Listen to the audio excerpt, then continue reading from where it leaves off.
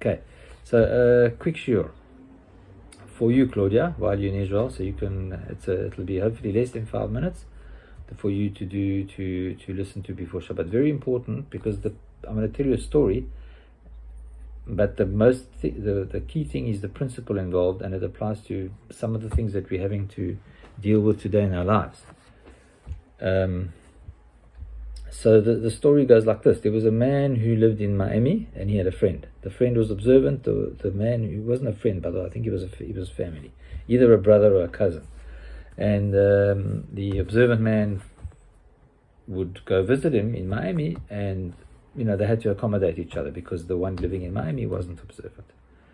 And it always bothered him, but they were brothers or friends. I can't remember exactly what they were in the story. So they basically tolerated each other in that way. Kind of what I have to do with Susan and Trevor.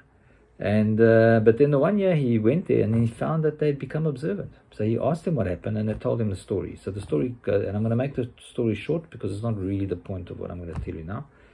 One day they saw these very well-dressed people, observant people, walking down towards the sea. He realized that they were going to do Tashlich, and it was Rosh Hashanah, which he had no clue it was. He on the spur of the moment, he followed them, went with them, eventually interacted with them. They told him to come to the synagogue, which he did. And over a period of time, him and his wife became observant.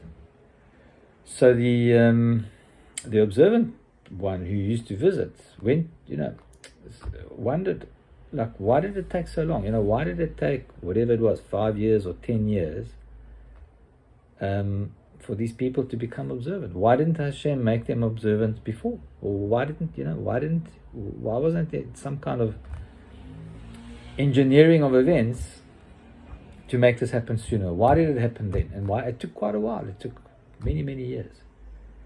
So the answer is, this is the answer, and it's a very important answer to know.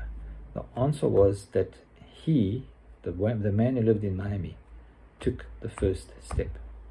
As soon as he decided to follow those people who were going to do Tashlich by the sea, that's when Hashem decided he was going to help. So it's a very important lesson to learn, is that if people want things to improve, if they want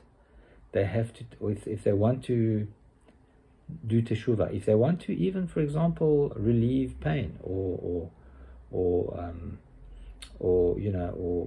have a situation where they can ask for divine intervention if they're sick,